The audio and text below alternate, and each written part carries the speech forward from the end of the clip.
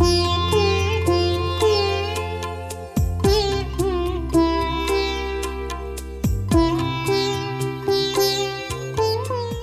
நான் தியானத்திற்காக தெரிந்து கொண்ட பகுதி 1 பேதுரு 1ஆம் அதிகாரம் 13வது வசனத்தை சத்தமாய் வாசிக்க கேட்போம்.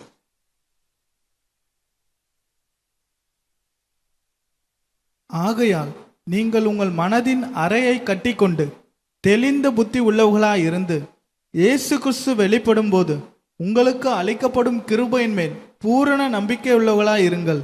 நாம் எல்லார் கண்களை மூடுவோம். பரலோக பிதாவே, இன்றைய செய்தி ஆசீர்வதித்து தாரும். தேவ கிருபை தேவ இரக்கத்தினால் நிரப்பி ஆண்டவரே ஒவ்வொரு பிள்ளைகளையும் ஆண்டவரே தயவு ஊர்ந்து இறங்கி அந்த பிள்ளைகளை யாவரையும் பலப்படுத்தி உமது வருகையில் காணப்பட நீர் கிருபை செய்ய வேண்டும் என்று நான் ஜெபிக்கிறேன்.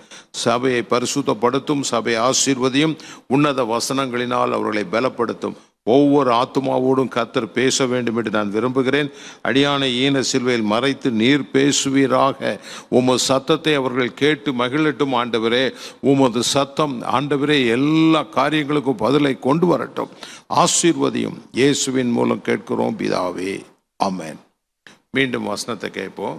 ஆகையால் நீங்கள் உங்கள் மனதின் அறையை கட்டிக்கொண்டு தெளிந்த புத்தி உள்ளவர்களாயிருந்து இயேசு கிறிஸ்து வெளிப்படும் போது உங்களுக்கு அளிக்கப்படும் கிருபையின் மேல் பூரண நம்பிக்கை உள்ளவர்களாயிருங்கள்.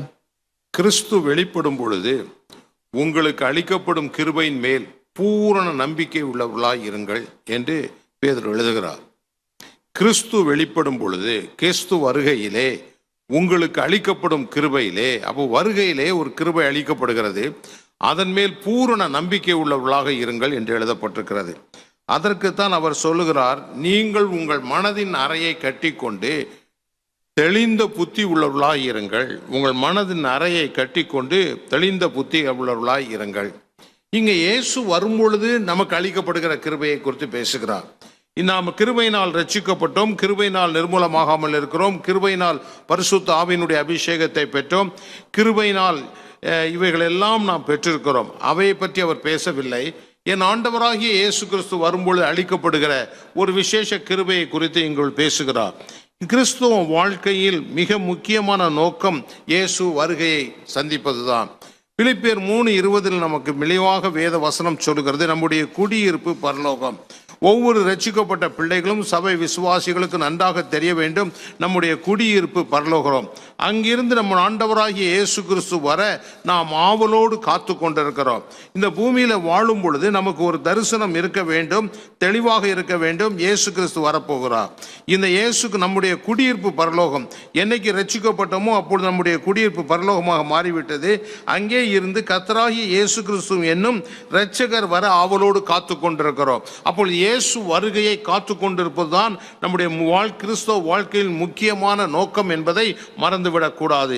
இயேசு கிறிஸ்து வருகைக்கு உள்ள சகல அடையாளங்களையும் இப்பொழுது பார்த்து கொண்டிருக்கிறோம். வருகைக்கு என்னென்ன காரியங்கள் இந்த வேதம் அடையாளம் சொன்னதோ அத்தனை நிறைவேறி கொண்டிருக்கிறது. சில நாட்கள் அல்லது சில வருடங்களுக்குள் இயேசுவின் வருகை சம்பவிக்கும் என்பது மிக மிக முக்கியம், நடக்கும் என்பது மிக மிக நிச்சயமாக இருக்கிறது. அதனால் இயேசுவின் வருகைக்கு நாம் சமீபமாக வந்துவிட்டோம்.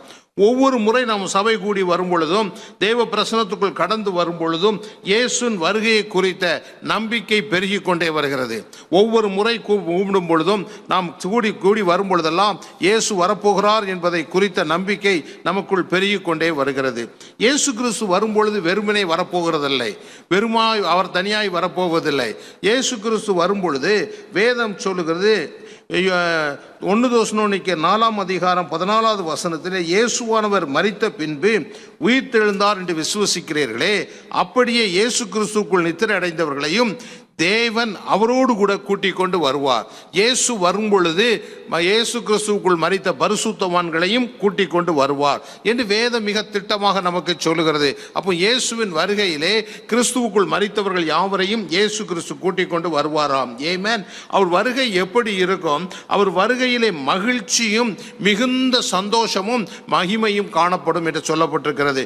யூதா எழுதின சுசேஷம், யூதா எழுதின நிருபம் 1ஆம் அதிகாரம் 24வது 2வது வசனத்தை வாசிக்கும் பொழுது யூதா மிக தெளிவாக எழுதுகிறார், அதை மிக அழகாக எழுதுகிறார். பாருங்கள், யூதா 1ஆம் அதிகாரம் 24வது வசனம் பாருங்கள். வழுவாதபடி உங்களை காக்கவும், வழுவாதபடி உங்களை காக்கவும், தமது மகிமை உள்ள சன்னிதானத்திலே, உங்கள் மகிமை உள்ள சன்னிதானத்தில் மிகுந்த மகிழ்ச்சியோடு உங்களை மாசற்றவர்களாய் நிறுத்தவும் வல்லமை உள்ளவரும். மிகுந்த மகிழ்ச்சியோடும், வேத வசனம் சொல்லுது, மிகுந்த மகிழ்ச்சியோடும் உங்களை மாசற்றவராய் நிறுத்த வல்லவரும். அவர் வருகையிலே நமக்கு மகிமை உண்டு. அந்த மகிமையோடு மிகுந்த சந்தோஷம், எக்ஸலன்ட் ஜாய், அந்த மிகுந்த சந்தோஷத்தை நாம் காணப்போகிறோம். ஆகையினால் அந்த இயேசுவின் வருகைக்காக நாம் காத்து கொண்டு இருக்கிறோம். ஆமென். இயேசு இந்த பூமியில் மறுபடியும் வரப்போகிறார். இந்த இயேசு வரும்பொழுது மிகுந்த சந்தோஷம் உண்டாகும். அவள் மகிமையை நாம் காணப்போகிறோம். மத்தேயு எழுதின சுவிசேஷம் 16ஆம் அதிகாரம் 27வது வசனம், வெளிப்படுத்தல் 22:12 ஆகிய வசனங்களை வாசிக்கும் பொழுது ஒரு காரியம் நமக்கு தெளிவாக தெரிகிறது. அவன் கிரியைக்கு தக்கதான பலனை கர்த்தர் கொண்டு வருவாராம். வரும்பொழுது அவனவனுக்கு ரிவார்டு கொடுக்கப்படும், அவனவனுக்கு பலன் அளிக்கப்படும். அவன் கிரியைக்கு தக்கதாக, அவனவன் கிரியைக்கு தக்கதாக அவனுக்கு பலன் அளிக்கப்படும் என்று சொல்லப்பட்டிருக்கிறது. அப்போ இயேசு வரும்பொழுது அவனவன் கிரியைக்கு தக்கதான பலனை அவனவர்கள் பெற்றுக்கொள்ளும்படி எழுதப்பட்டிருக்கிறது. ஆமென். யூதா எழுதும் பொழுது இன்னொரு காரியத்தை துரிதமாக எழுதுகிறார். யூதா 1ஆம் அதிகாரம் 21வது வசனத்தில் சொல்லும் பொழுது யூதா அவருடைய இரக்கத்தை கொண்டு வருவார் என்று சொல்லுகிறார்.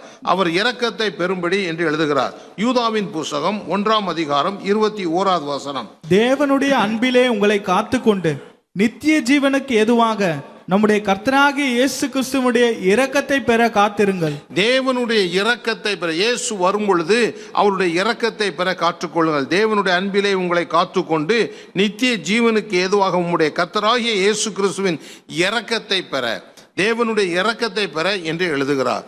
பேதுரு எழுதுகிறார், தேவன் அளிக்கும் கிருபை என்று எழுதுகிறார். ஏமே, இந்த பூமியில் நாம் பெற்றிருக்கிற கிருபைகள் வேறு. இந்த பூமியிலே கிருபையினால் நாம் ஆசீர்வாதத்தை பெறுகிறோம். கிருபையினால் அநேக சங்கீதக்காரன் கிருபையை குறித்து அநேக காரியங்கள் எழுதுகிறார்கள். கிருபையை குறித்து பார்க்கிறோம். பரிசுத்த பவுல் அவர் கிருபையை குறித்து எழுதுகிறார். பாருங்கள், 1 கொரிந்தியர் 15ஆம் அதிகாரம் 10வது வசனத்தை வாசிக்கும் பொழுது அவருக்கு அளிக்கப்பட்ட கிருபையை அவர் நன்கு அறிந்திருந்தார். முதலாவது நம் வாழ்க்கையில் நாம் பெற்றிருக்கிற கிருபையை குறித்த ஒரு வெளிச்சம் நமக்கு மிக மிக தெளிவாக அவசியமாக இருக்கிறது. 10வது வசனம் பாருங்க, ஆகிலும் நான் இருக்கிறது தேவ கிருபையினால் இருக்கிறேன். முதலாவது நான் இருப்பது தேவ கிருபையினால் இருக்கிறேன். அவர் எனக்கு அருளிய கிருபை விருதாவா இருக்கவில்லை. அவர்கள் எல்லாரிலும் நான் அதிகமாய் பிரயாசப்பட்டேன். ஆகிலும் நான் அல்ல, என்னுடனே இருக்கிற தேவ கிருபையை அப்படி செய்தது. நான் எல்லா ஊழியர்களை காட்டிலும் அல்லது எல்லா அப்போஸ்தலர்களை காட்டிலும் நான் அதிகமாய் பிரயாசப்பட்டேன். அது நான் அல்ல, எனக்குள் இருந்த கிருபை. அவனுக்குள் இருந்த கிருபை இந்த ஊழியத்தை செய்யும்படி அவனை ஊக்குவித்ததாகவும் அந்த கிருபை அவனை நடத்தினதாகவும் அவன் சொல்லுகிறதை பார்க்க முடிகிறது. 2 கொரிந்தியர் 12ஆம் அதிகாரம் 9-10 வசனங்களிலே அவன் பலவீனப்பட்ட போது அந்த கிருபை அவனுக்கு போதுமானதாக இருந்தது என்று அவன் எழுதுகிறான். பாருங்கள், 2 கொரிந்தியர் 12ஆம் அதிகாரம் 9-10. அதற்கு அவர், என் கிருபை உனக்கு போதும், பலவீனத்திலே என் பலம் பூரணமாய் விளங்கும் என்றார். என் பலவீனத்தில் என் பலன் பூரணமாய் விளங்கும். ஆகையால் கிறிஸ்துவின் வல்லமை என் மேல் தங்கும்படி, கிறிஸ்துவின் வல்லமை என் மேல் தங்கும்படி என் பலவீனங்களை குறித்து நான் மிகவும் சந்தோஷமாய் மேன்மை பாராட்டுவேன். என்னுடைய பலவீனங்களை குறித்து நான் மிகுந்த சந்தோஷமாய் நான் மேன்மை பாராட்டுவேன் என்று எழுதுகிறார். ஆமென். இங்கே வேத வசனம் நமக்கு தெளிவாக நமக்கு சொல்லுகிறது, அவர் கிருபை எனக்கு போதும், என் பலவீனத்தில் என் பலன் பூரணமாய் விளங்கும் என்று சொன்னார். பவுலுக்கு அளிக்கப்பட்ட கிருபை, அவன் ஊழியத்துக்கு அளிக்கப்பட்ட கிருபை, அவன் பலவீனங்களை தாங்கக்கூடிய கிருபை, அவன் நெருக்கங்களை தாங்கக்கூடிய கிருபை, அவனுக்கு அந்த கிருபைகளை கர்த்தர் கொடுத்து அவனை வழிநடத்தினார் என்று பார்க்கிறோம். ஆமென். நாம் வருகைக்கு ஆயத்தப்பட வேண்டும். பவுல் எழுதும் பொழுது ரோமர்கள் நிறுவம் 5ஆம் அதிகாரம் 17வது வசனத்தை வாசிக்கும் பொழுது இந்த கிருபை ஆளுகை செய்கிற கிருபை என்பதை காட்டுகிறார். பாருங்கள், 17வது வசனம், ஒருவனுடைய மீறுதலினாலே அந்த ஒருவன் மூலமாய் மரணம் ஆண்டு கொண்டிருக்க கிருபையின் பரிபூர்ணத்தையும் நீதியாகிய ஈவின் பரிபூர்ணத்தையும் பெறுகிறவர்கள் இயேசு கிறிஸ்து என்னும் ஒருவராலே ஜீவனை அடைந்து ஆளுவார்கள் என்பது அதிக நிச்சயமாமே. இங்கே வேதம் மிக தெளிவாக சொல்கிறது, கிருபையின் பூரணத்தையும் நீதியின் ஈவின் பூரணத்தையும் பெறுகிறவர்கள் இயேசு கிறிஸ்து என்னும் ஒருவராலே ஜீவனடைந்து ஆளுவார்கள் என்பது அதிக நிச்சயம் அல்லவா என்று சொல்கிறார். இந்த கிருபை நம்மை ஆள வைக்கும் என்று பவுல் எழுதுகிறார். ஆமென். அருமையான தேவனுடைய பிள்ளைகளே, இப்படி பலவிதமான கிருபைகளை குறித்து நாம் வேதத்தில் வாசிக்க முடிகிறது. சங்கீதக்காரன் விதவிதமான கிருபைகளை குறித்து அவன் எழுதுகிறான். தன் சத்துருக்களை மேற்கொள்வதற்கு அவர் எப்படி கிருபை கொடுத்தார் என்று எழுதுகிறான். இவையெல்லாம் படிக்கும் பொழுது கிருபை எவ்வளவு கிருபை செய்கிறது. இவைகள் எல்லாவற்றிலும் மிக முக்கியமானது என் ஆண்டவராகிய இயேசு கிறிஸ்து வரும் பொழுது நாம் பெற்றுக்கொள்ளுகிற கிருபை. ஆமென். இன்றைக்கு சபையானது அதை நோக்கி பார்க்க கற்றுக்கொள்ள வேண்டும். என் ஆண்டவராகிய இயேசு இந்த பூமிக்கு வரும் பொழுது நான் அவருக்கு முன்பாக அந்த கிருபையோடு நிற்க கர்த்தர் எனக்கு கிருபை செய்ய வேண்டும். எல்லாரும் ஆமென். ஹல்லேலூயா. இந்த உலக கிறிஸ்தவ வாழ்க்கை தான் மையம். நம்ம எல்லாவற்றையும் பெற்றுக்கொண்டு கடைசியில் இயேசு கிறிஸ்து வரும்பொழுது இந்த கிருபை இழந்து போய்விடக்கூடாது. ஆகினாலே நாம் மிகுந்த ஜாக்கிரதையோடு அந்த கிருபையை பெற்றுக்கொள்ள வேண்டும். அந்த கிருபையினால் நம்ம நிறைந்து காணப்பட வேண்டும் என்று விரும்ப வேண்டும். கர்த்தர் தாமே உங்கள் ஒவ்வொருவருக்கும் அந்த கிருபையை கொடுத்து உங்களை ஆசீர்வதிப்பாராக. ஆமென்.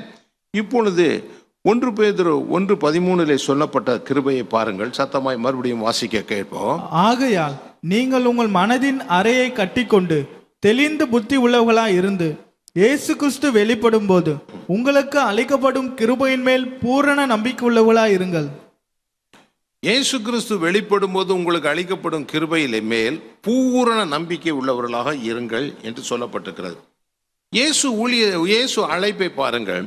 என்னிடத்தில் வாருங்கள் என்று அழைத்தார். தாகமாக இருக்கிறவர்கள் எல்லாரும் என்னிடத்தில் வாருங்கள் என்று அழைக்கிறார். அது ஒரு அழைப்பு. இன்னொன்று, என்னை பின்பற்றி வாருங்கள் என்று அழைக்கிறார். ஃபாலோ மீ என்று ஒரு அழைப்பு கொடுக்கிறார். 2 வித அழைப்பு இயேசுனுடைய ஊழியத்தில் நாம் பார்க்கிறோம். யோவான் எழுதின சுசேஷம் 7:37 வாசிக்கிறோம். தாகமாக இருக்கிறவன் என்னிடத்தில் வந்து பானம் பண்ண கடவன். வாசிக்க கேட்போம். பண்டிகையின் கடைசி நாளாகிய பிரதான நாளிலே இயேசு நின்று சத்தமிட்டு, ஒருவன் தாகமா இருந்தால் என்னிடத்தில் வந்து பானம் பண்ண கடவன். வேத வாக்கியம் சொல்லுகிறபடி என்னிடத்தில் விசுவாசமா இருக்கிறவன் எவனோ அவன் உள்ளத்திலிருந்து ஜீவ தண்ணீர் உள்ள நதிகள் ஓடும் என்றார். போதும். இங்க வேத வசனம் மிக தெளிவாக நமக்கு சொல்லுகிறது. அவர் தாகமாய் இருக்கிற என்னிடத்தில் வாரும் என்று அவர் அழைக்கிறார். இது ஒரு அழைப்பு. வாருங்கள் என்று அழைக்கிறார். இந்த அழைப்பை பெற்றிருக்கிறார்கள். 2வதாக வேதம் சொல்லுகிறது. 2வது அழைப்பு என்ன? மத்தேயு எழுதின சுசேஷம் 16ஆம் அதிகாரம் 24வது வசனத்திலே என்னை பின்பற்றி வாருங்கள், ஃபாலோ மீ என்று அவர் சொல்லுகிறார். என்னை பின்பற்றி வாருங்கள் என்று சொல்லுகிறார். மத்தேயு 16:24. அப்போது இயேசு தம்முடைய சீஷர்களை நோக்கி, ஒருவன் என்னை பின்பற்றி வர விரும்பினால் அவன் தன்னை தான் வெறுத்து தன் சிலுவையை எடுத்துக்கொண்டு என்னை பின்பற்ற கடவன். ஆமென். இங்கே இயேசு கிறிஸ்து பின்பற்றுகிறதை பற்றி பேசுகிறார். என்ன பேசுகிறார்? இயேசு தம்முடைய சிஷ்யர்களை நோக்கி, ஒருவன் என்னை பின்பற்றி வர விரும்பினால் அவன் தன்னை வெறுத்து தன் சிலுவையை எடுத்துக்கொண்டு என்னை பின்பற்றி வர கடவன் என்று சொன்னார். ஆமென். நல்லா கவனிக்கணும். இயேசு என்னிடத்தில் வாருங்கள் என்று சொன்னவர்களுக்கு ஆசீர்வாதத்தை அருளினார். ஆனா என்னை பின்பற்றி வாருங்கள் என்று யாருக்கெல்லாம் சொன்னாரோ அவருக்கு ஆசீர்வாதத்தை கொடுத்தார். ஆனால் இயேசு என்னிடத்தில் வாருங்கள் என்று சொன்னவர்களுக்கு ஆசீர்வாதத்தை அருளினார். என்னை பின்பற்றி வருகிறவர்களுக்கு, இயேசுவை பின்பற்றி வாழ்கிறவர்கள், இயேசுவை போல மாற வேண்டும் அவர் பின்பற்றி வருகிறவர்களுக்கு ஆசீர்வாதமாய் மாற்றி விடுவார்.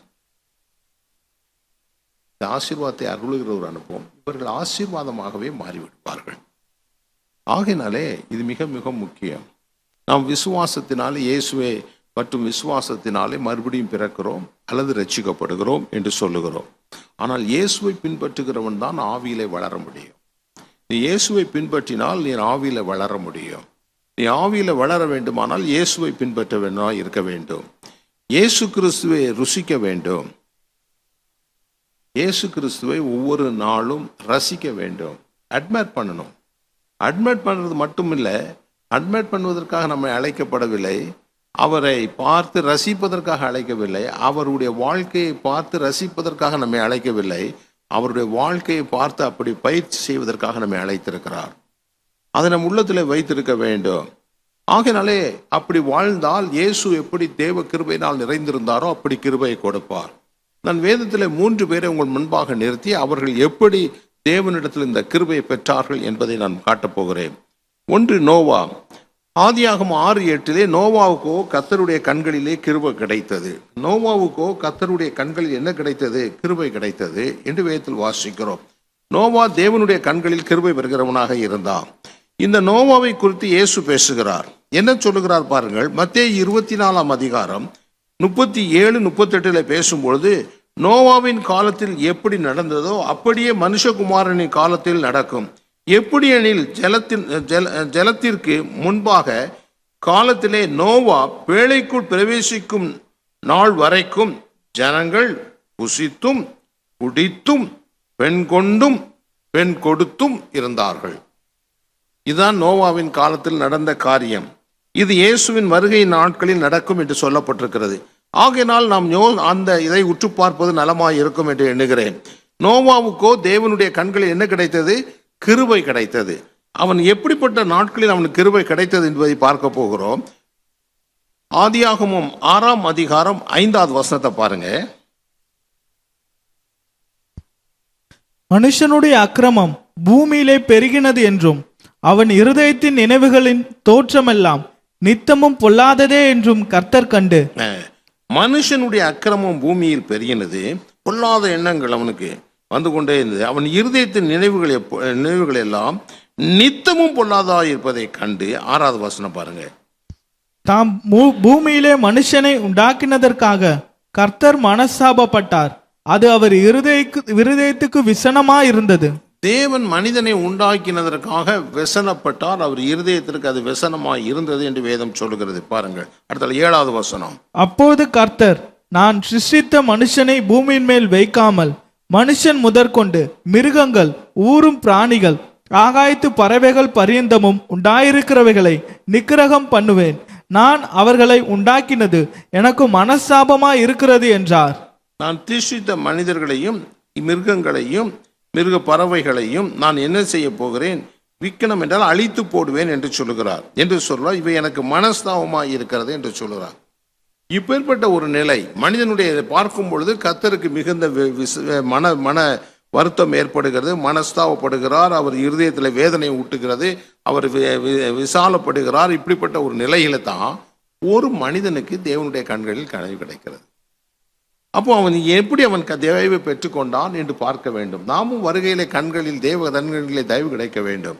அப்படியானால் கர்த்தருடைய கண்களில் நமக்கு தயவு கிடைக்க வேண்டும். அவனை உற்று பார்ப்பது நலமாயிருக்கும். 9 பாருங்க. நோவா வம்ச வரலாறு. நோவா தன் காலத்தில் இருந்தவர்களுக்குள்ளே நீதிமானும் உத்தமனுமாய் இருந்தான். நீதிமானும் உத்தமனுமாய் இருந்தான். வசனத்தின்படி வாழுகிறவனும் உத்தமமாய் இருந்தான். அவன் குற்றம் சாட்டப்படாத ஒரு மனிதனாய் இருந்தான்.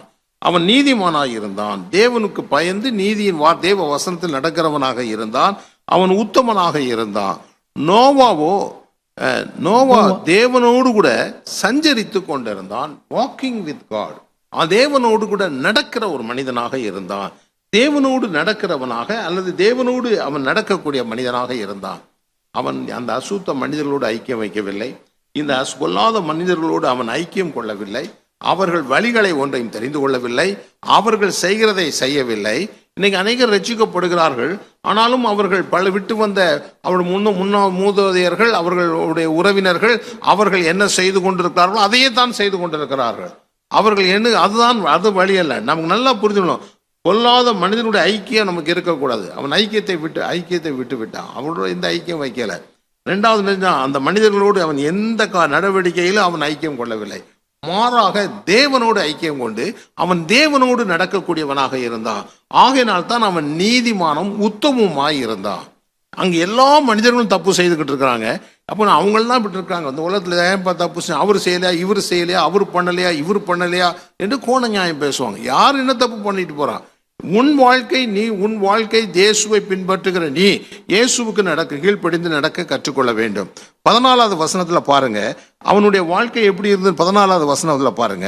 நீ கொப்பேர் மரத்தால் உனக்கு ஒரு பேழையை உண்டாக்கு, அந்த பேழையிலே அறைகளை உண்டு பண்ணி அதை உள்ளும் புறமுமாக கீழ்பூசு. கொப்பேர் மரத்தினாலே ஒரு பேழையை உண்டு பண்ணுனார். அந்த பேழையை உண்டு பண்ணுகிறது ஒரு சாதாரண விஷயம் அல்ல. அதுக்கு அதிகமான பணம் தேவைப்பட்டிருக்கும். அதிகமான மனிதனை வைத்து வேலை வாங்கணும். இவ்வளவு பெரிய கட்டளைகளையும் இவ்வளவு பெரிய ஆலோசனைக்கு அவன் கீழ்ப்படிந்தான். ஆமென். முதலாவது உத்தமனாய் இருந்தான், நீதிமானாய் இருந்தான், தேவ ஆலோசனைக்கு கீழ்ப்படுகிறவனாய், கட்டளைக்கு அவன் கீழ்ப்படுகிறவனாய் காணப்பட்டான். ஆகையினால்தான் கர்த்தருக்கு நோவாவின் கண்களிலே தயவு கிடைத்தது. ஆமென். தேவனுடைய கண்களில் தயவு கிடைத்தது. அருமையான தேவ பிள்ளைகளே, இயேசுவின் வருகையில் நீங்கள் தயவு கிடைக்க வேண்டுமானால் நீதி உள்ள வாழ்க்கை இருக்க வேண்டும். உங்கள் வாழ்க்கையில் அநீதி இருக்கக்கூடாது. நம்ம அநீதி செய்து விட்டு ஆண்டவர் எனக்கு மேல் பிரியமாயிருப்பார் என்று எண்ணாதீர்கள். நீங்கள் ஏமாந்து போவீர்கள். சாத்தான் உங்களை வஞ்சிப்பான். உங்களை செய்து விட்டு பரவாயில்லை என்று சொல்லுவான். அநீதியில் துணை போகாதுங்க. சிலர் அநியாயம் செய்ய மாட்டாங்க. அநியாயம் செஞ்சவனுக்கு துணை போவாங்க. அவனுக்கு துணை போகலன்னா அவன் நம்ம தப்பாக நினைப்பான். என் சொந்தக்காரன், என்னுடைய வேண்டியவன், அதனால் நம்ம என்ன செய்யணும், கூப்பிட்டு போவாங்க. வந்து அக்கா வாங்க, நீங்கள் வந்து பேசுங்க. இவங்க போனவங்களை உங்களை தூக்கி விட்ட உடனே இவங்க என்ன செய்வாங்க, போய் கோண நியாயம் பேசுவாங்க. கோண நியாயம் பேசுவாங்க. நல்லா புரிந்து கொள்ளும். கோண நியாயம் பேசக்கூடாது. அது வந்து என்றைக்குமே அநீதிக்கு துணை போகக்கூடாது. ஏமேன். எனக்கு ஒரு நண்பர் உண்டு. அவருக்கும் இன்னொரு நண்பருக்கும் பிரச்சனை. ஒரு லேண்டு போல இவர் போய் என்ன செஞ்சார், அவருக்கு சப்போர்ட், ஃப்ரெண்டுக்கு சப்போர்ட் பண்ணி கோண நியாயம் பேசினார். இல்லை அது அப்படித்தான் பேசினார். பேசி முடிச்சுட்டு வந்தார். அப்புறம் அவர் நண்பர், அவர் என்ன செய்ய, இவர் வீட்டை அவர்கிட்ட கெட்ட கொடுத்தார். கெட்ட கொடுத்த உடனே நினைஞ்சார், அதே வேலையை இவர் செஞ்சுட்டார். இப்போ வந்து என்கிட்ட வந்து புலம்புனார். ஐயோ, நான் வீட்டை கொடுத்தேன்னா ஒழுங்காக கட்டல, பாதியிலே போட்டு போயிட்டாரு, அப்படி இப்படின்னு ரொம்ப புலம்புனார். நான் எவ்வளோ அவருக்கு செஞ்சுருக்கேன், அவனுக்கு இந்த மாதிரி செஞ்சுட்டாரு அப்படின்னா. அவர் அப்படி தான் செய்வார். முதல்ல தப்பு பண்ணும்போது கோண நியாயம் பேசுறதுக்கு நீரும் போனிருக்கக்கூடிய. ஏமேன். 2-3 பேரும் நண்பர்கள் தான்.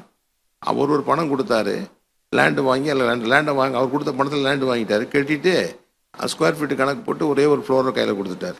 அவர் 40% அதை எனக்கு கொடுங்கன்னு கேட்டார். அதெல்லாம் முடியாதுன்ட்டார். அப்போ இவர் தான் அவருக்கு ஃபுல் சப்போர்ட் கொடுத்துட்டு இருந்தார். நம்ம நல்லா புரிந்து கொள்ளுங்க, தேவனுடைய பிள்ளைகள் அநீதிக்கு துணை பெறக்கூடாது. ஒரு நாளும் அநீதியான காரியங்களுக்கு நம்ம துணை போகக்கூடாது. ஏமே உத்தமமாக இருந்தான்.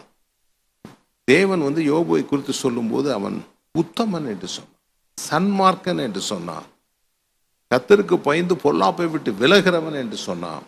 இன்னைக்கு அப்படிப்பட்ட ஒரு சாட்சி நமக்கு இருக்க வேண்டும். கர்த்தர் அதை எதிர்பார்க்கிறார். அப்போ கர்த்தருடைய வருகையிலே அந்த கிருபை உனக்கு கிடைக்கும். நித்தியத்தை நீ அவரோடு கூட கழிப்பாய். ஆமென். 2வதாக நான் பவுலுடைய வாழ்க்கையை உங்களுக்கு காட்ட விரும்புகிறேன். 2 கொரிந்தியர் 12ஆம் அதிகாரம் 9வது வசனத்தை பாருங்க. அவன் வாழ்க்கையில் மிகுந்த கைகளில் பலவீனங்கள் இருந்தது. இந்த பலவீனத்தின் வேளையிலும் கூட அவன் வாழ்ந்தான். அவன் எந்த பலவீனம் வேதத்தில் எழுதப்படலை.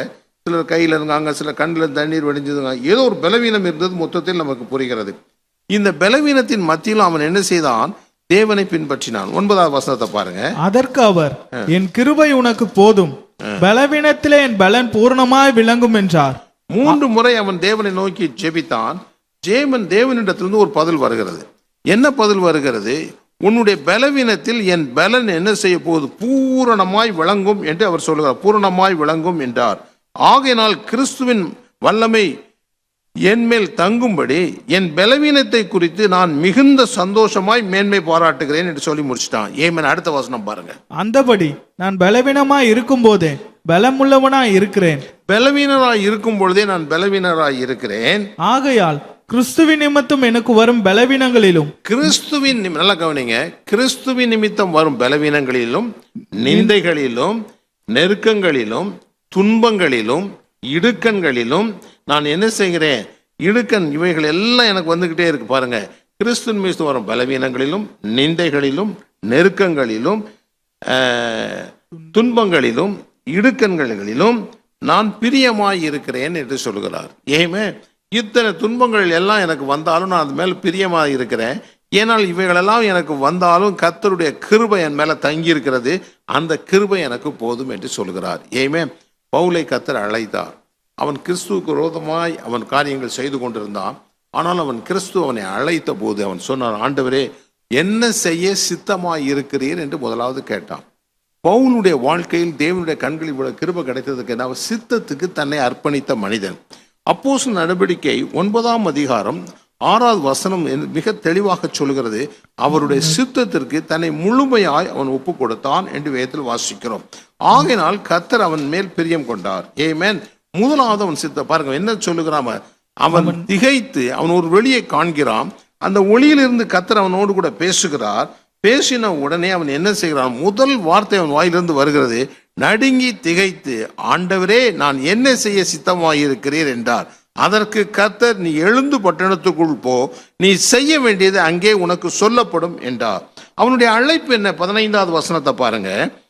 அதற்கு கர்த்தர், நீ போ, அவன் புறஜாதிக்கும் ராஜாக்களுக்கும் இஸ்ரவேல் புத்திரருக்கும் என்னுடைய நாமத்தை அறிவிக்கிறதற்காக நான் தெரிந்து கொண்ட பாத்திரமாய் இருக்கிறான். அவன் தெரிந்து கொண்ட பாத்திரமாய் இருக்கிறான். அவன் இஸ்ரவேல் ஜனங்களுக்கும் ராஜாக்களுக்கும் அவன் என்ன செய்கிறான்? புற ஜாதிகளுக்கும் நான் சுசேஷத்தை அறிவிப்பதற்காக நான் தெரிந்து கொள்ளப்பட்ட பாத்திரம் அவன் என்று அவனை குறித்து சாட்சி கொடுக்கிறார். இந்த பவுலுடைய வாழ்க்கை தேவனுக்கு முன்பாக மிகவும் அற்புதமாக இருந்தது.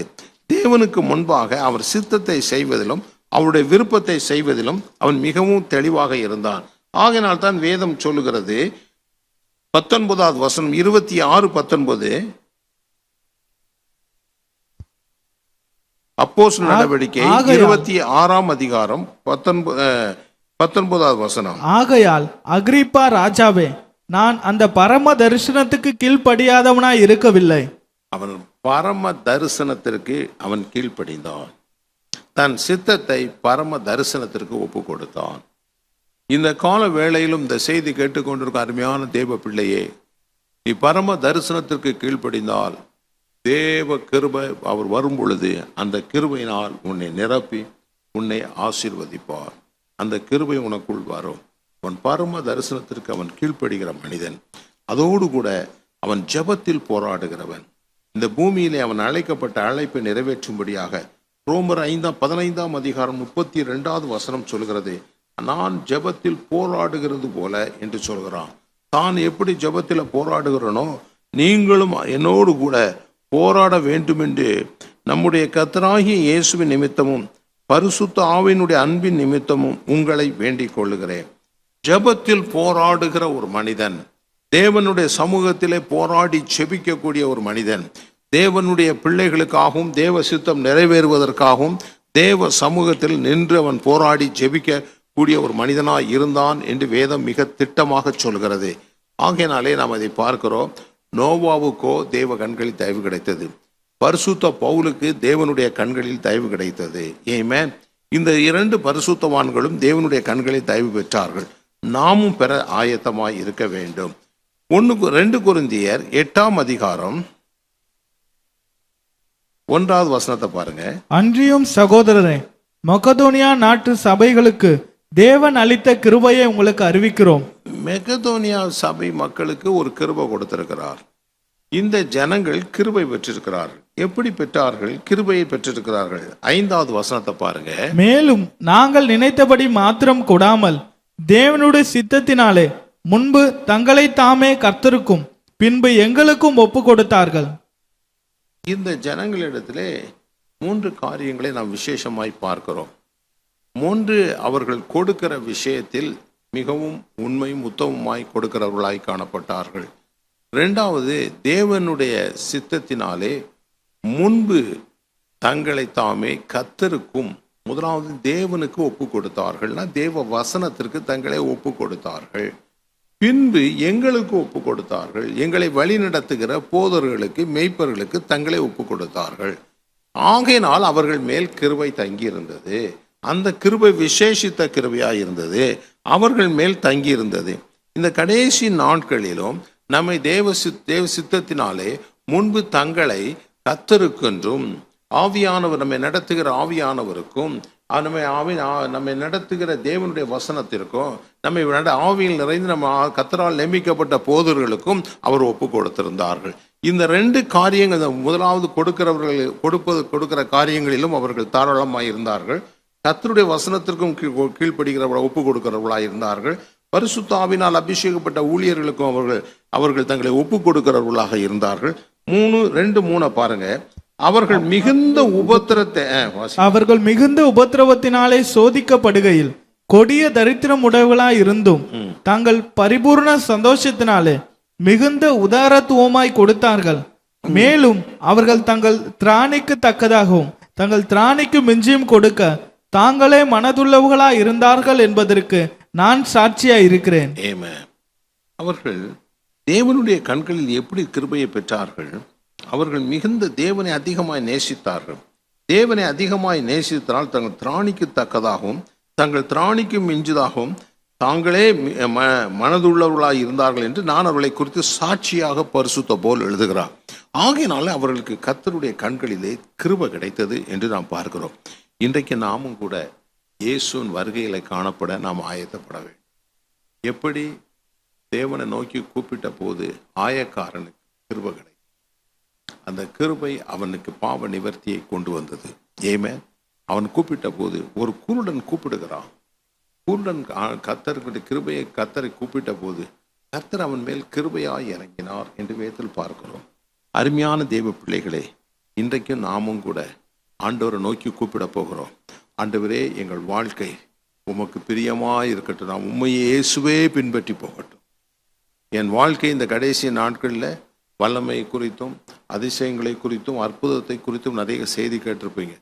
நான் இப்பொழுது இந்த டெய்லி ஜெபத்தில் அது கூடிய மட்டுக்கும் இயேசுவின் சுவாபங்களை நான் உங்களுக்கு போதிச்சுட்டே வரேன்.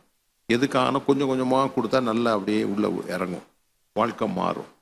இரக்கத்தை குறித்து எளிமையை குறித்து பேசினது, இரக்கத்தை தேவன் எப்படி இரக்கம் உள்ளவராக இருக்கிறார் என்பதை குறித்து போதித்த போது ஜெபிக்க ஆரம்பித்த போது தேவ இரக்கம் நம்ம மேல் இறங்கி வந்து நான் உணர்ந்த முடியுது. இன்னைக்கு நான் சொல்கிறேன், தேவ சுவாபத்தை பெற்றுக்கொள்ள வேண்டும், இயேசுவை பார்க்க வேண்டும், இயேசுவை இயேசுவை உற்று பார்க்க வேண்டும், ரசிக்க வேண்டும். நிறைய பேர் இயேசுவை ரசிப்பாங்க, இயேசுவை நல்லா அட்மையர் பண்ணுவாங்க, ஆனால் ஒன்றையும் பயிற்சி பண்ண மாட்டாங்க. நம்ம இயேசுவை அட்மையர் பண்ணுறவங்களா இல்லை, அதை பயிற்சி செய்கிறவங்களா இருக்க வேண்டும். அவருடைய வழியை தெரிந்து கொண்டு நடக்க வேண்டும். நம்முடைய வாழ்க்கை இயேசுவை போல மாறணும். அப்போ நாம் ஆசீர்வாதமாய் மாறுவோம், நாம் ஆசீர்வாதமாய் மாறுவோம், ஆசீர்வாதம் உள்ளவர்களாய் மாறுவோம். நம்ம அநேகருக்கு ஆசீர்வாதமாய் மாறுவோம். இன்னைக்கு சபை மக்கள் இன்னைக்கு நேற்று நம்ம ஜெபிக்கும் போது ஒரு காரியத்தை நான் சொல்லி ஜெபிக்க விரும்புகிறேன். நேற்று நான் ஜெபித்து கொண்டே இருக்கும்போது ஆவியான ஒரு காரியத்தை நினைவூட்டினார். என்ன நினைவூட்டினார்? நாம் அநேகருக்காக நாம் என்ன செய்கிறோம், நம்ம ஜெபத்தில் ஒரு மாறுதலை கொடுக்கணும். நான் பட்டணத்துக்காக ரொம்ப பாரத்தோடு கண்ணீரோடு ஜெபித்தேன். அப்பொழுது கர்த்தர் இந்த வசனத்தை எனக்கு நினைப்பூட்டினார். 2 மார்க் எழுதின சுவிசேஷம் 12ஆம் அதிகாரம் 33வது வசனத்திலே, முழு இருதயத்தோடும் முழு மனதோடும் முழு ஆத்துமாவோடும் முழு பலத்தோடும் அவரிடத்தில் அன்பு கூறுகிறதும் தன்னிடத்தில் அன்பு கூறுகிறது போல பிறனிடத்திலும் அன்பு கூறுகிறதுமே சர்வாங்க தகனம் முதலிய பலிகளை பார்க்கிலும் முக்கியமாயிருக்கிறது என்றான். தன்னிடத்தில் அன்பு கூறுகிறது போல பிறரிடத்தில் அன்பு கூறணும். இந்த வருஷம் சபைக்கு நம்ம ஒரு லெக்கு போட்டோம், நம்ம மறுரூபமாகணும், பட்டணத்தை மறுரூபப்படுத்தணும்னு போட்டேன். இன்னைக்கு நாம் அநேகருடைய வாழ்க்கையில் வருகிறோம், நம்முடைய பிரச்சனைகளுக்காக ஜெபிக்கிறோம், ஆனால் வெளியே இருக்கிற மக்களுக்கு ஜெபிக்கிறது இல்லை. இன்னைக்கு இந்த கொரோனா இவ்வளவு தூரம் இந்த பட்டணத்தை அழிப்பதற்கு காரணம் சபை தான் காரணம். சபையில் இருக்கிற ஜனங்கள் அதற்காக பாரப்படலை. இதுவரைக்கும் அவர்கள் செய்கிற பாவங்களை பார்த்து கொண்டு இவர்கள் நாங்களெல்லாம் பரிசுத்தவான்கள், நாங்கள் வெள்ளை ட்ரெஸ் போட்டிருக்கோம், கரை பற்றக்கூடாதுன்னு அப்படியே விலகி அப்படியே போயிட்டாங்க. அப்போ உலகத்தில் பாவம் பெருகி நோவாவின் காலத்தில் பாவம் பெருகி பரலோகத்தை எட்டினது போல இப்போ எட்டிடுச்சு. இப்போ எல்லாம் நியாய தீர்ப்பு இறங்குது. இப்போ இறங்கும் போது என்ன செய்யணும்னு தெரியல. நல்லா புரிந்து கொள்ளுங்க, நாம் எப்படி தேவ பிள்ளையாக இருந்து கொண்டு தேவனுக்கு விரோதமாய் ஒருவன் பாவம் செய்வது பார்த்து கொண்டு இருப்பது. நல்லா புரிந்து கொள்ளுங்கள், பாவம் செய்கிற எவனும் ஒரு மனுஷனுக்கு விரோதமாய் பாவம், தேவனுக்கு விரோதமாய் பாவம் செய்ய. தாவீது தெளிவாக சொன்னான், கர்த்தரே உமக்கு ஒருவருக்கே விரோதமாக நான் பாவம் செய்தேன்னு சொன்னான். இன்னைக்கு இந்த பட்டணங்கள் நடக்கிற பாவங்கள் தேவனுக்கு விரோதமானது. தேவன் இருதயம் வேதனைப்படுகிறது. எப்படி நோவாவின் காலத்தில் வேதனைப்பட்டாரோ அதே மாதிரி வேதனைப்படுகிறார். இயேசு வருகையின் காலத்தில் எல்லாம் சம்பவிக்கும் என்று வேதத்தில் எழுதப்பட்டிருக்கிறது. நாம் கர்த்தருடைய பிள்ளைகளாகிய நாம் விழித்திருந்து நாம் ஜெபிக்க வேண்டும்.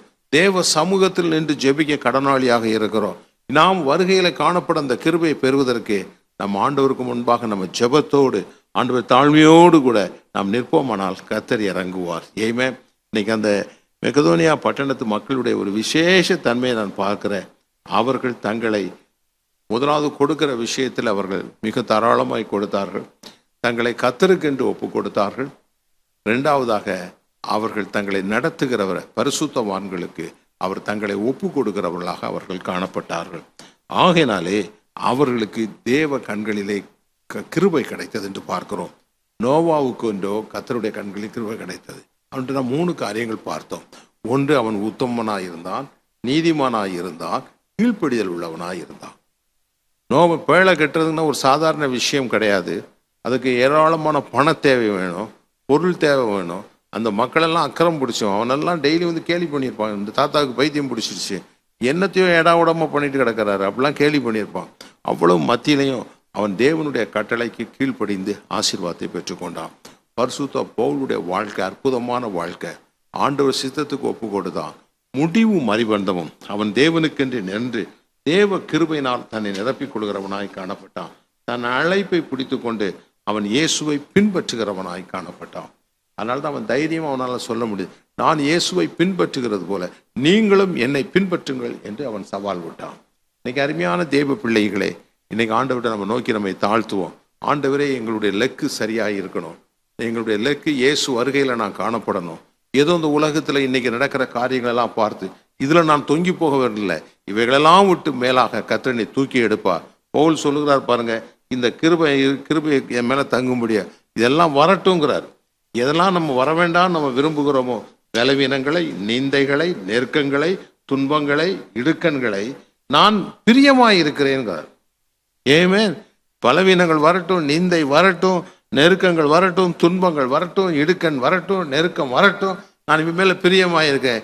இவைகள் நெருக்கப்படும் போது ஏன் மேல அந்த கிருபை வந்து தங்குங்கிறார். அல்லேலூயா. இன்னைக்கு நமக்கு நல்லா தெரியும், நம்ம தேவனுக்கு என்று வைராக்கியமாய் நிற்கும் பொழுது, இயேசு வரும்பொழுது அவர் வருகையில அந்த கிருபை உங்களை கொண்டு போய் பரலோகத்துல உன்னை கனப்படுத்தும், சந்தோஷப்படுத்தும், உன்னை ஆசீர்வதிக்கும். நாம் எல்லாரும் கண்களை மூடும். பரலோக பிதாவே, இந்த அருமையான வேலைக்காக நாங்கள் நன்றி செலுத்துகிறோம். சமாதானத்தின் ஒளி இந்த பிள்ளைகள் மேல் இறங்கட்டும். ஆண்டவரே, நாங்கள் இந்த எங்களுடைய குடியிருப்பு பரலோகம், அங்கிருந்து ஆண்டவராகிய இயேசு கிறிஸ்து வர காத்து கொண்டிருக்கிறோம். எங்கள் நித்திய முடிவில்லாத வாழ்க்கையை நாங்கள் பரலோகத்தில் இயேசுவோடு கழிக்க போகிறோம் என்ற தரிசனமுடையவர்களாக இருக்கிறோம். அதற்காக நாங்கள் சந்தோஷிக்கிறோம். ஆகினால் இந்த உலகத்தில் வருகிற உபத்திரங்கள், வியாகுலங்கள், நெருக்கங்கள், துன்பங்கள், இடுக்கண்கள், பலவீனங்கள், இவைகள் மத்தியிலும் கர்த்தர் எனக்கு கிருபை கொடுப்பா. அவர் கொடுக்கிற கிருபையை பற்றி கொண்டு நான் வாழ்ந்து என் தேவனுக்கென்று நிற்க, விசுவாச சத்தியத்திற்கென்று நிற்க எங்களை பலப்படுத்துவீராக. சபையை ஆசீர்வதியும், சபையை உற்சாகப்படுத்தும், சோர்வுகளை எடுத்து போடும், தைரியம் கொள்ள உதவி செய்யும், சமாதானத்தால் நிரப்பும். கிறிஸ்துவின் நிறைவான பிரசனம் இறங்க ஆண்டவராகி இயேசு கிறிஸ்துவனுடைய அடிச்சுவடிகளை நாங்கள் பின்பற்றி போக, அவரையே உற்று பார்க்க, இயேசுவை முன்மாதிரியாய் வாழ எங்களுக்கு உதவி செய்ய வேண்டும் என்று நாங்கள் ஜெபிக்கிறோம். ஆமாண்டவரே, நீர் இரவோடு எழுந்து இருட்டோடு, அதிகாலை எழுந்து இருட்டோடு போய் ஜெபித்தீர் என்று வேதத்தில் வாசிக்கிறோம். மலையில் ஏறி இரவு முழுவதும் ஜெபம் பண்ணி 12 சிஷ்யர்களை தெரிந்து கொண்டேர் என்று பார்க்கிறோம். அப்பா, யோவான் ஸ்நானகன் மரித்த போது ஆண்டவரே, அந்த செய்தி கேட்டவுடன் துக்கம் உண்டான போது தனித்து போய் ஜெபித்தீர் ஆண்டவரே. சமூகத்தில் போய் விழுந்து கடந்ததா என்று பார்க்கிறோம். ஜெஸ்டமணி தோட்டத்திற்கு போவதற்கு முன்பாக பெருமூச்சுகளோடு ஜெபித்தீர் என்று பார்க்கிறோம். உம்மை போல சபை ஜெபாவி நிறையட்டும், ஜெபிக்கக்கூடிய சபையாய் மாறட்டும். எங்கள் சபையை நீர் ஆசீர்வதிக்க வேண்டும் என்று ஜெபிக்கிறேன் ஆண்டவரே. நாங்கள் வயத்தில் வாசிக்கிறோம், பவுல் நான் ஆவியிலே ஜெபத்தில் போராடுகிறது போல நீங்களும் போராட வேண்டும், பரிசுத்த ஆவியின் அன்பினாலே நான் உங்களுக்கு சொல்லுகிறேன் என்று சொன்னானே ஆண்டவரே.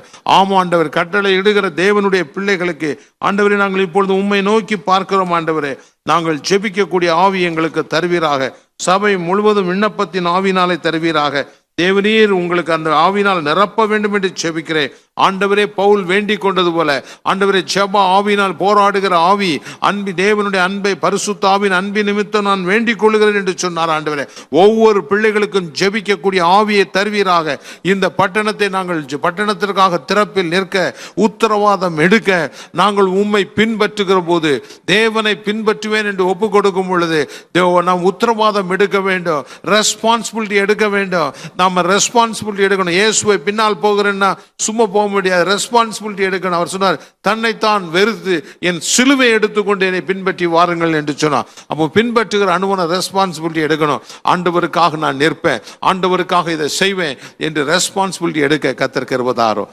ஒவ்வொரு பிள்ளைகளையும் நான் ஆசீர்வதிக்கிறேன் ஆண்டவரே. நாங்கள் வாழுகிற இந்த பட்டணத்தை ஆசீர்வதிக்கிறோம் ஆண்டவரே. கொரோனாவில் இந்த பட்டணத்தை மீட்டுக் கொள்வீராக.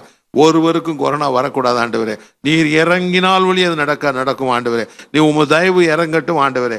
ஆசீர்வதியம். எங்கள் முதலமைச்சரை ஆசீர்வதியம். எங்களுடைய ஃபைனான்ஸ் ஆண்டவரே, எங்களுடைய ஹெல்த் மினிஸ்டரை ஆசீர்வதியம். ஹெல்த் டிபார்ட்மெண்ட்டை ஆசீர்வதியம். தயவு கூர்ந்து இரக்கம் செய்யும் ஆண்டவரே. ஆஸ்பத்திரியில் வேலை செய்கிற ஒவ்வொரு நர்ஸுகளும் ஆயாக்களும் ஆண்டவரே, ஒவ்வொரு டாக்டர்களையும் உமது கரத்தில் ஒப்பு கொடுக்கிறோம். தேவ தயவு அந்த பிள்ளைகள் மேல் இறங்கி அந்த பிள்ளைகளை ஆசீர்வதிக்கட்டும். ஆண்டவருடைய பெரிய இரக்கம் இறங்கட்டும். இன்னைக்கு ஆண்டவர் எல்லாம் ஆண்டவர் நோக்கி ஒரு நிமிஷம் ஜெபம் பண்ணுங்க. ஆண்டவரே, நீர் என்னை கிருபையாய் ரட்சித்தீர், கிருபையாய் அபிஷேகித்தீர். நான் நிர்மூலமாகாமல் உமது கிருபை என்னை கிருபை கொடுத்து என்னை எவ்வளோ நன்மைகளை கிருபையினால் கொடுத்திருக்கிறேன். என் சத்துருக்களை கிருபையினால நீர் நிர்மூலமாக்கினீர் என்றெல்லாம் வேதத்தில் வாசிக்கிறோமே. தகப்பனே, இறங்குவீராக, இந்த வேளையில் இறங்குவீராக, இறங்குவீராக. சங்கீதக்காரன் கிருபை கிருபை என்று அநேக காரியங்களை சொல்லி கொண்டு போகிறதை பார்க்கிறோம். ஆண்டவரே, இந்த நாளிலே உமது பாதத்தில் நாங்கள் வருகிறோம். அப்பா, நீர் இறங்குவீராக. உமது கிருபை நீர் வரும் பொழுது அந்த கிருபையை பெற்றுக்கொள்ள, நீர் கொண்டு வருகிற அந்த கிருபையை பெற்றுக்கொள்ள சபையை ஆயத்தப்படுத்துவீராக, ஆயத்தப்படுத்துவீராக, ஆயத்தப்படுத்தும் ஆண்டவரே. Thank you lord, thank you master, thank you thank you thank you lord, thank you master. உமக்கு நன்றி செலுத்துகிறோம், நன்றி செலுத்துகிறோம், நன்றி செலுத்துகிறோம், நன்றி செலுத்துகிறோம். ஆண்டவரே, உமக்கு நன்றி செலுத்துகிறோம். இயேசு கிறிஸ்து வெளிப்படும் பொழுது உங்களுக்கு அளிக்கப்படுகிற கிருபையின் மேல் பூரண நம்பிக்கை உள்ளவர்களாய் இருங்கள். எல்லாரும் ஆண்டவரை நோக்கி பாருங்க. அந்த கிருபை எனக்கு வேணும் ஆண்டவரே. நான் உத்தமாய் உம்மை பின்பற்ற, நீதியாய் பின்பற்ற, கீழ்ப்படிதலோடு பின்பற்ற எனக்கு உதவி செய்யும் என்று கேளுங்க. பவுலை போல உம் சித்தத்தை செய்ய எனக்கு உதவி செய்யும் என்று கேளுங்க. அழைப்பிலை நான் நிலைத்திருக்க எனக்கு உதவி செய்யும் என்று கேளுங்கள். கர்த்தர் உதவி செய்வார். Thank you lord, thank you, thank you Lord. கர்த்தருக்கு பிரியம் இல்லாத எல்லா காரியங்களோட வாழ்க்கை விட்டு மறைவதாக. இன்னைக்கு ஒரு புது பலன் உண்டாகட்டும். கர்த்தருடைய கரம் உங்கள் மேல் இறங்கி வருகிறது. நீங்கள் இருக்கிற வீடுகளிலே, இருக்கிற இடத்திலே நீங்கள் முழங்காலிட்டு தேவனை நோக்கி கதறுகிறீர்கள். உங்கள் மேல் அந்த அபிஷேகம் இறங்குகிறது. இந்த அபிஷேகம் உன்னை பலப்படுத்துகிறது. இயேசு வருகைக்கு உங்களை ஆயத்தப்படுத்துகிறது. இயேசு வரப்போகிறார், இயேசு வரப்போகிறார். அவனுக்கு அளித்த பலன் அளிக்க வருகிறார். இயேசு வருகிறார். தங்களுடைய பரிசுத்தவான்களை கூட்டிக் கொண்டு வருவார். அவர் வரப்போகிறார். இயேசு வரப்போகிறார். அவர் மிக சீக்கிரத்தில் வரப்போகிறார். ஹல்லேலூயா. இயேசுவின் வருகை மிக மிக சமயமாக இருக்கிறது. ஆமென். அது நாள் செல்லாது. மிகுந்த மகிமையோடும் மிகுந்த சந்தோஷத்தோடும் மிகுந்த மகிழ்ச்சியோடும் அவர் சன்னிதானத்திலே உங்களை கொண்டு வந்து நிறுத்த பரிசுத்த ஆவியானவர் அவளோடு காத்து கொண்டிருக்கிறார். Thank you Lord. உமக்கு நன்றி ஆண்டவரே, நன்றி ஆண்டவரே, நன்றி ஆண்டவரே. சபை ஆண்டவரே, உமது வருகையை நாங்கள் உற்று பார்க்கிறோம். இந்த பூமியில் வருகிற உபத்திரங்கள், நெருக்கங்கள், வேதனைகளை கண்டு சோர்ந்து போன பிள்ளைகளை பலப்படுத்துவீராக, பலப்படுத்துவீராக, பலப்படுத்துவீராக, பலப்படுத்துவீராக. பலப்படுத்தும் ஆண்டவரே. ஆமென். பவுலை பலப்படுத்தினது போல இன்றைக்கு நீர் பலப்படுத்த போகிறீர். பலவீனத்திலிருந்து பலன், நிந்தை, இடுக்கண், நெருக்கம், துன்பம், இவைகள் யாவற்றிலிருந்து உங்களை பலப்படுத்துவார். ஆமென். பரிசுத்த ஆவியானவர் இறங்க போகிறார். உங்கள் மேல் இறங்குவார்.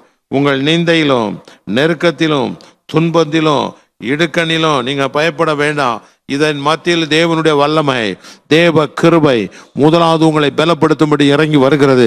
Receive it. பெற்றுக்கொள், பெற்றுக்கொள், பெற்றுக்கொள், பெற்றுக்கொள், பெற்றுக்கொள். அந்த அபிஷேகத்தை பெற்றுக்கொள். உன் இருதயத்தில் இருக்கக்கூடிய ஒவ்வொரு நெருக்கங்களும் விடுதலை அடைவதாக. கர்த்தருடைய பர்வதத்தில் பார்த்து கொள்ளப்படும். சபையே, கர்த்தருடைய பர்வதத்தில் பார்த்து கொள்ளப்படும். கர்த்தருடைய பர்வதத்திலே பார்த்து கொள்ளப்படும். கர்த்தருடைய பர்வதத்திலே பார்த்து கொள்ளப்படும். Thank you Lord. உமக்கு நன்றி, நன்றி ஆண்டவரே. Thank you Lord. நீ பரலோகத்துக்கு உரியவன். உன் குடியிருப்பு பரலோகத்தில் இருக்கிறது.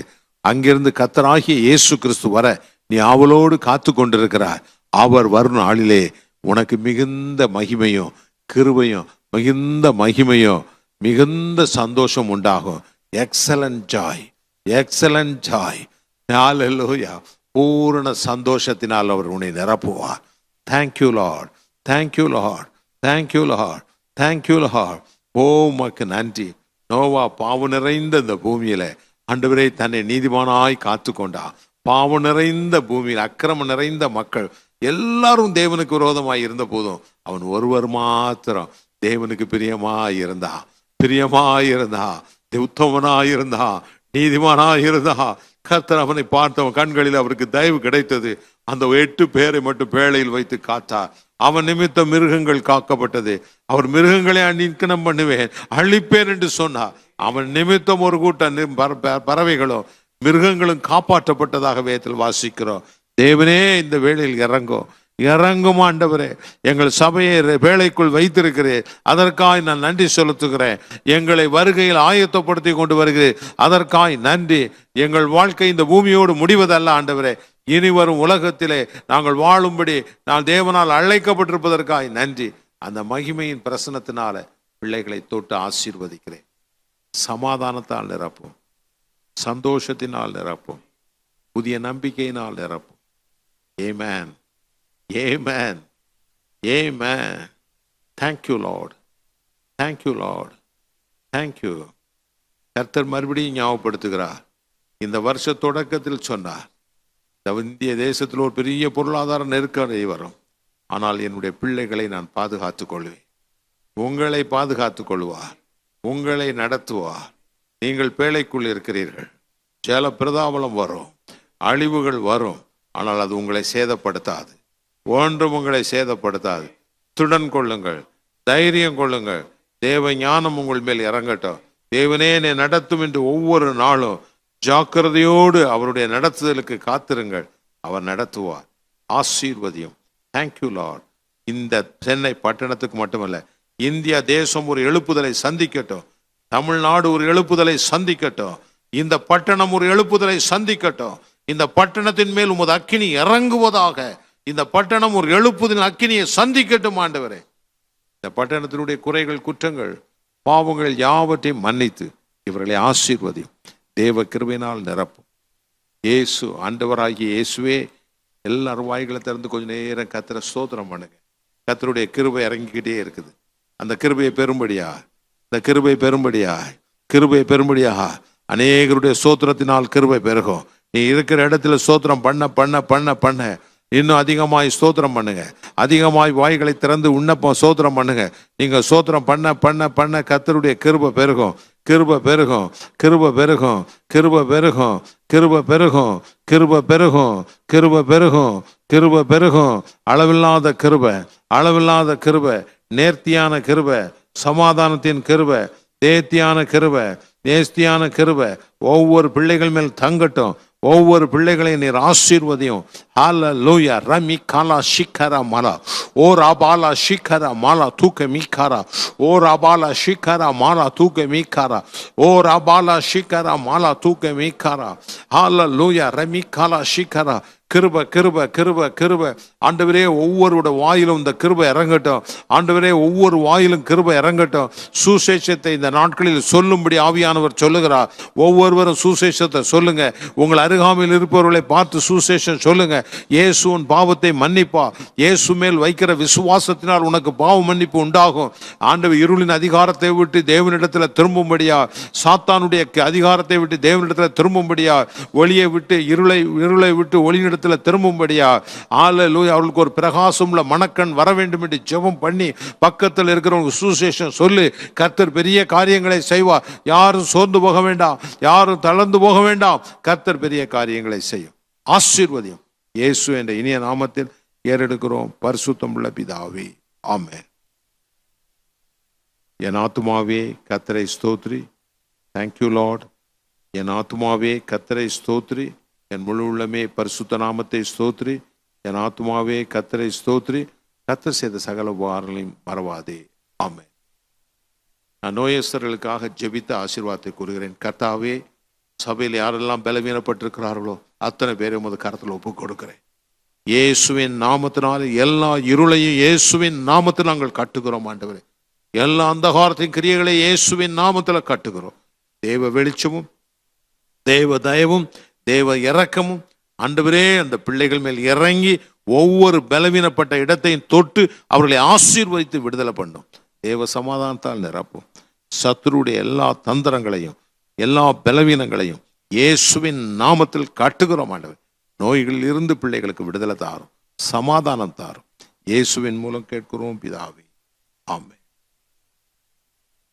நம் ஆசீர்வாதத்தை பெற்றுக்கொள்வோம். பிதாவாகிய தேவனுடைய அன்பு, நம் ஆண்டவராகிய இயேசு கிறிஸ்துவினுடைய கிருபையும் பரிசுத்த ஆவியினுடைய அந்யோன்ய ஐக்கியம் இப்பொழுது சகலம் இருப்பதாக. ஆமென். God bless you.